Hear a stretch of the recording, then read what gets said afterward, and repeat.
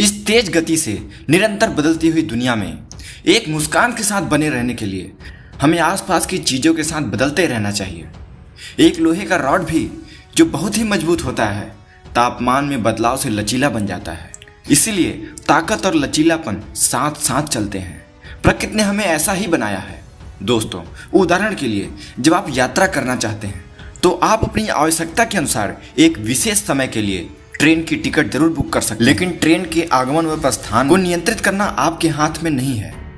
यहाँ लचीलेपन का अर्थ है कि ट्रेन के आगमन या प्रस्थान में देर होने की स्थिति में बिना परेशान हुए इंतजार करना, बल्कि उस समय का उपयोग अपने पूरे मित्रों से संपर्क स्थापित करने में, कुछ खाने पीने में, कोई रचनात्मक अथवा उपयोगी काम करने में करना। आखिरकार हो सकता है कि आपके जीवन का एक महत्वपूर्ण मोड़ साबित हो, क्योंकि कभी कभी जीवन की सबसे खूबसूरत घटनाएं तब होती हैं जब उनकी बिल्कुल भी उम्मीद नहीं होती है।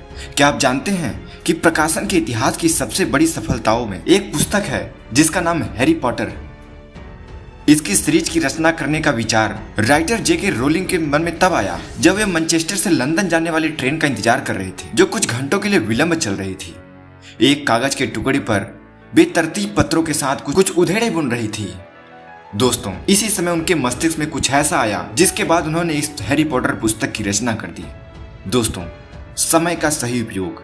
लचीले होने का मतलब है मैं चाहता हूं कि अब बस हो, लेकिन ये ऐसा ही होगा तभी ठीक होगा, ऐसा आपको नहीं सोचना है। दोस्तों, आपको लचीलेपन के साथ सोचना यह है कि मैं चाहता हूं कि फ्लाइट समय पर आए, ट्रेन समय पर आए, लेकिन यदि नहीं आती है तो मेरी जिंदगी बर्बाद नहीं होगी। आपको इस तरीके से सोचना है। मैं चाहता हूं कि सब लोग ईमानदार हों, लेकिन यदि कुछ लोग ईमानदार नहीं हैं तो मेरा कोई नुकसान नहीं होगा। मैं चाहता हूं कि सब मेरा सम्मान करें, लेकिन यदि कुछ लोग सम्मान नहीं करते हैं तो मेरा कोई नुकसान नहीं होगा। इसमें कोई बड़ी बात नहीं है। इसीलिए दोस्तों, जब आवश्यकता हो तो लचीले हो जाएं और जाने दें, क्योंकि जाने देना आपकी मानसिक शांति बनाए रखने में मदद करता है। इसलिए आप किसी और के लिए नहीं बल्कि खुद के भले के लिए जाने दें। दोस्तों, जीवन में एक बात जरूर याद रखें कि जीवन जीने के लिए हर किसी की अपनी विश्वास प्रणाली और रणनीति होती है। चीजें खुद को ठीक करने के लिए अक्सर अपने तरीके ढूंढ ही लेती है। हम ये अपेक्षा कैसे कर सकते हैं कि हमारी परिवार, हमारे सहयोगी, हमारे कर्मचारी और हमारे मित्र बिल्कुल हमारी तरह हों, जबकि हम जानते हैं कि इस पृथ्वी पर हर एक व्यक्ति अनोखा है और अलग तरीके से सोचता है। आमतौर पर जब लोग अपेक्षा के व्यवहार नहीं करते हैं तो हम निराश हो जाते हैं। कितनी बार हम गुस्से से उबलने लगते हैं जब लोग हमारी अपेक्षानुसार व्यवहार नहीं करते हैं। दोस्तों, हम जानते हैं कि हम में से हर एक अनोखा और विशिष्ट है, फिर भी हम अपने जीवन साथी, अपने बच्चों और अपने कर्मचारियों को बिल्कुल अपनी तरह बनाने की कोशिश करते रहते हैं, और जब वे हमारे अनुसार नहीं चलते हैं तो हम निराश हो जाते हैं और हम उनको दोष देने लगते हैं या कुछ भला बुरा कहने लगते हैं।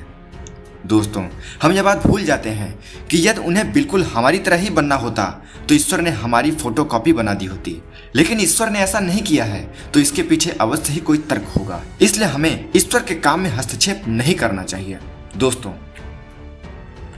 यदि हम सब एक जैसा सोचते और हमारी पसंद नापसंद एक समान होती तो दुनिया इतनी खूबसूरत न होती। जरा सोचिए कि यदि हम सबको सिर्फ एक पीला रंग ही पसंद होता या सबका पसंदीदा पकवान एक ही होता तो यह विविधता जो इस दुनिया को इतना रंगीन बना रही है नजर ना आता।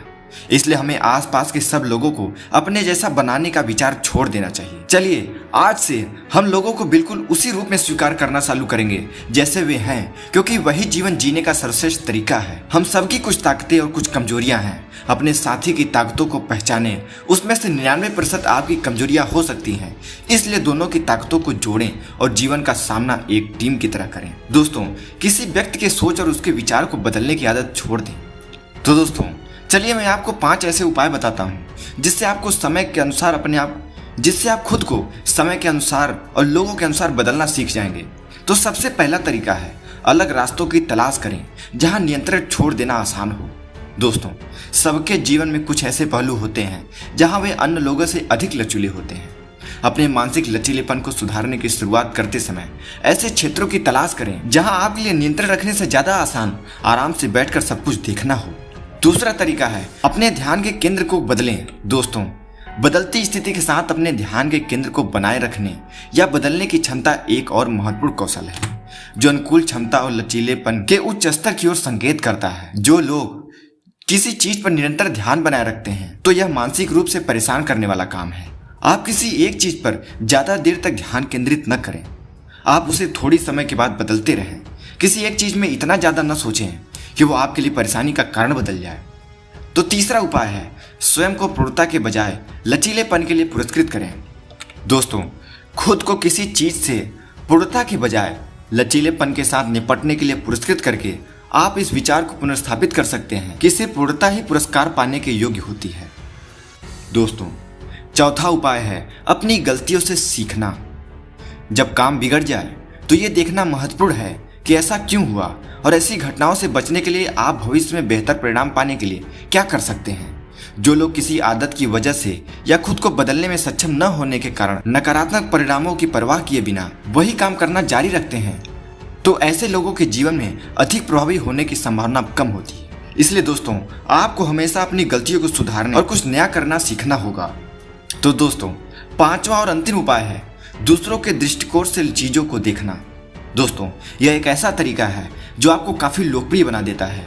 स्वयं को दूसरे के विचारों और मानसिकताओं के प्रति खुला रखकर आप अपने सोचने के तरीकों को पूरी तरीके से बदल सकते हैं और अपने काम में और जीवन में नई और रोमांचक चीजों का अनुभव कर सकते हैं।